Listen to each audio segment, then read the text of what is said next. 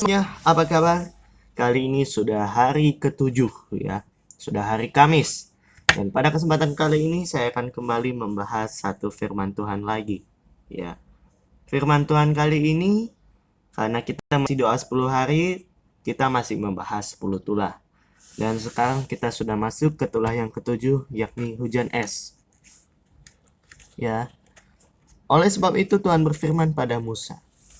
Dan Tuhan bilang begini, bangun pagi-pagi, tunggu Firaun dan katakan kepadanya sama bahwa biarlah umatku pergi supaya dapat beribadah pada Tuhan. Karena tujuannya agar ingin kasih tulah lagi, yaitu tulah hujan es. Ya. Dan sebenarnya Tuhan juga hampir membunuh Firaun, ya.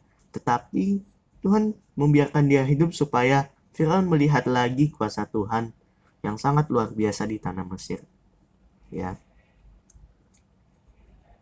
Dan alasannya karena Firaun masih selalu ada menghalangi bangsa Israel untuk pergi dari tanah Mesir. Dan kira-kira esok hari setelah kejadian itu, maka hujan es turun, ya.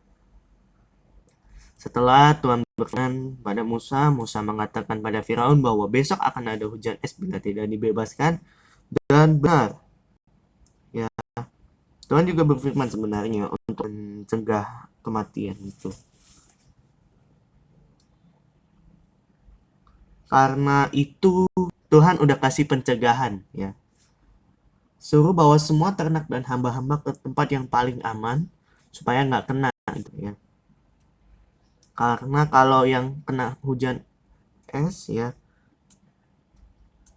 itu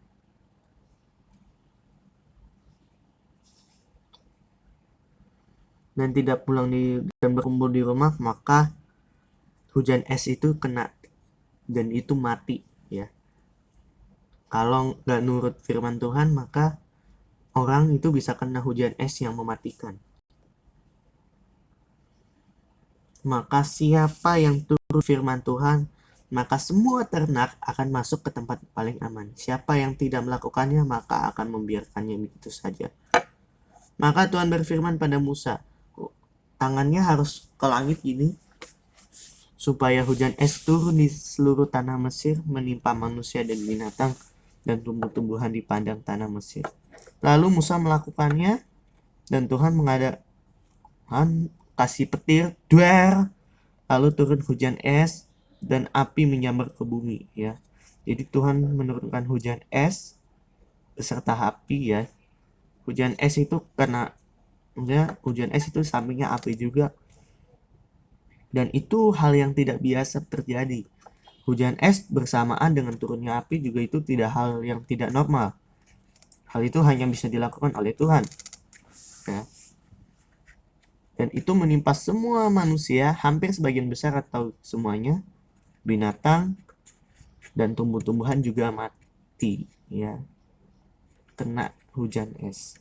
Dan hanya di tanah Goshen Tuhan tidak menurunkannya sebab Tuhan melindungi bangsa Israel. Setelah itu Firaun memanggil Musa dan Harun dan berkata, aku telah berdosa sekali ini Tuhan yang benar, tetapi aku dan rakyatku lah yang bersalah. Berdoalah pada Tuhan supaya berhentilah hujan es dan petir, maka aku akan membiarkan kamu pergi. Ya. Setelah itu Musa bilang, aku akan keluar dari kota ini dan aku akan berdoa pada Tuhan. Ya. Tetapi tentang engkau, aku tahu bahwa kamu belum takut pada Tuhan. Ya. Dia sebenarnya itu dari kemarin tuh Firaun sebenarnya berbohong gitu. Ya.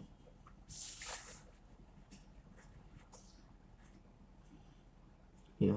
Habis itu tanaman rami dan jelai telah tertimpa binasa, sebab jelai itu sedang berbulir dan rami itu sedang berbunga. Tetapi gandum dan sekoi tidak tertimpa binasa, sebab belum musimnya. Maka Musa berdoa pada Tuhan, maka hujan es berhenti. Tetapi sekali lagi Firaun tetap keras kepala dan dia tidak ingin membebaskan bangsa Israel. Ya. Baik, sekian firman pada hari ini.